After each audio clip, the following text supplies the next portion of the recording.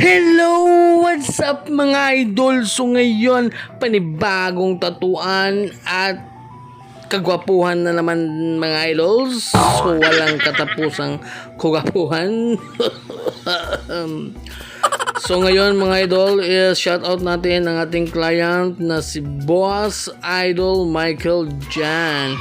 So yung gustong mangyari ni Idol is magpapa full back si Idol. So yung usapan namin dito mga idol is per session lang yung aming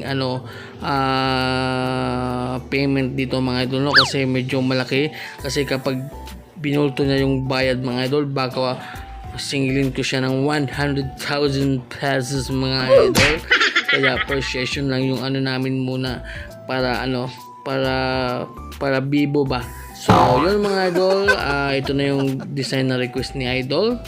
Tapos syempre dinikit na natin dyan para maganda ang kalalabasan. So yung ginamit kong printer dyan mga idol is yung Epson L120.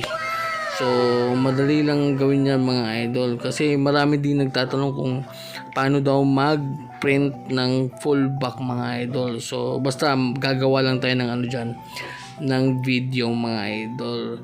At yun mga idol, syempre yung gagamitin nating dito mga idol, mga needles is naghanda ako ng dalawa dito. So yung 3RL is lining syempre, tapos yung shading dito mga idol is 13RM. So syempre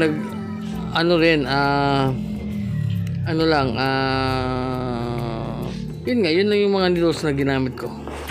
Tapos syempre mga idol, handa lang tayo dyan. Tapos yung voltage natin dyan mga idol is nasa 6.5 para hindi masyadong mabugbog yung yung balat, no.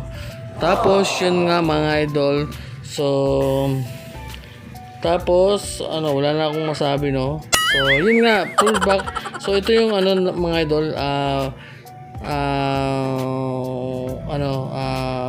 yung pinakamalaking tattoo na gagawin ni Idol na pinagawa niya. So syempre pasalamat tayo dyan. O diba, natapos na. So galing. So yun mga idol, dyan lang yung ating natapos mga idol, kasi nga yan lang yung ating natapos after ng 5 hours mga idol, no. Napaka late lang yan, napaka laki pala, pero 5 hours yung ating inabot dyan, no. Siyempre nag-shading tayo konti sa may bandang mata.